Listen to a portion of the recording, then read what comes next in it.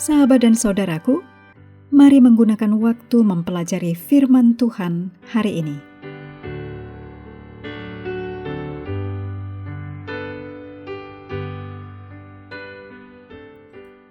Hari Minggu tanggal 5 April, judulnya Gambaran yang lebih jelas tentang Allah.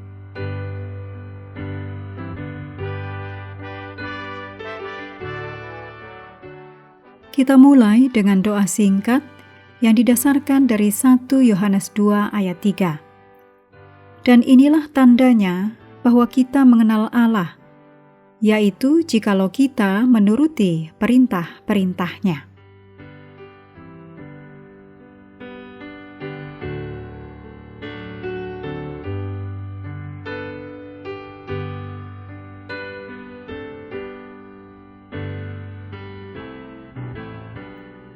Alkitab memberi kita gambaran terbaik tentang Tuhan.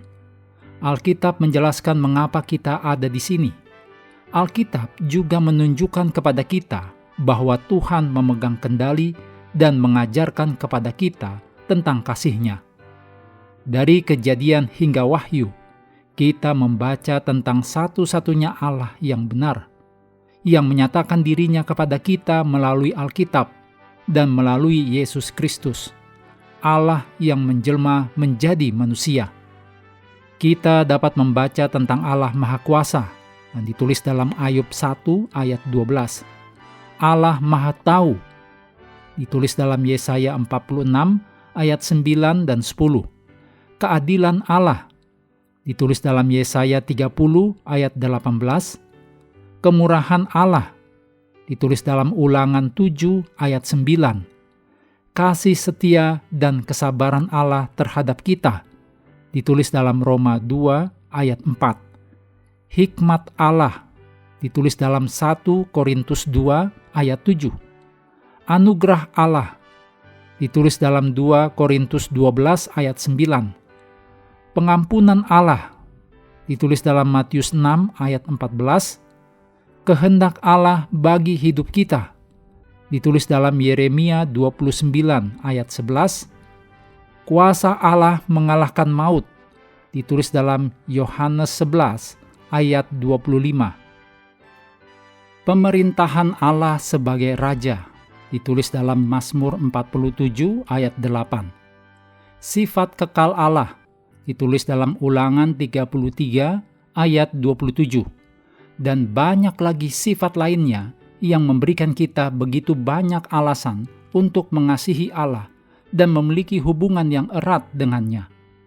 Semakin kita mengenal Allah dan seperti apa Dia, semakin kita akan mengasihi Allah dan merindukan hubungan yang dekat dan tetap dengannya.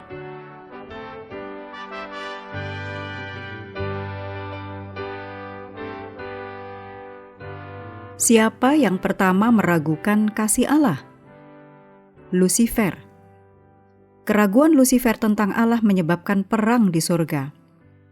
Sejak saat itu, setan tidak pernah berhenti merancang cara-cara baru untuk membuat orang sibuk.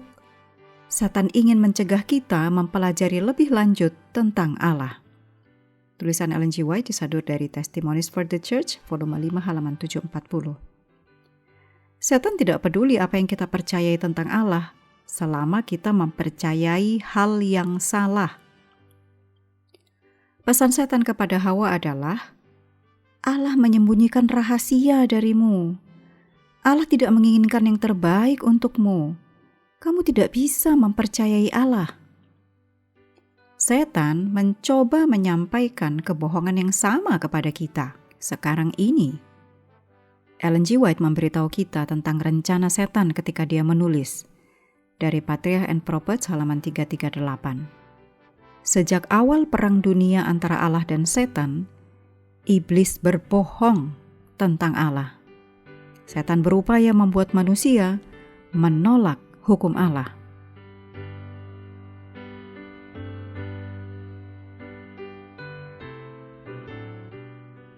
Berikut ini kutipan Roh Nubuat disadur dari God's Amazing Grace, halaman 229, dan Patriarchs and Prophets, halaman 68.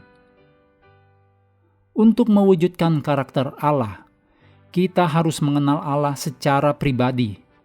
Jika kita bersekutu dengan Allah, kita adalah pelayannya. Meskipun kita mungkin tidak pernah berkhotbah kepada jemaat, kita adalah pekerja bersama Allah dalam menghadirkan kesempurnaan karakternya dalam kemanusiaan.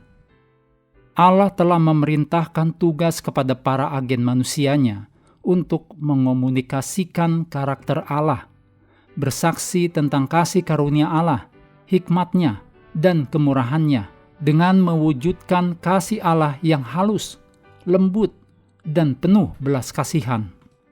Tindakan Kristus yang mati untuk keselamatan umat manusia tidak hanya membuat surga dapat diakses oleh pria dan wanita, tetapi di hadapan seluruh alam semesta. Tindakan itu membenarkan Allah dan Putranya dalam menangani pemberontakan setan. Hal itu akan menetapkan kekekalan hukum Allah dan akan mengungkapkan sifat serta akibat dari dosa.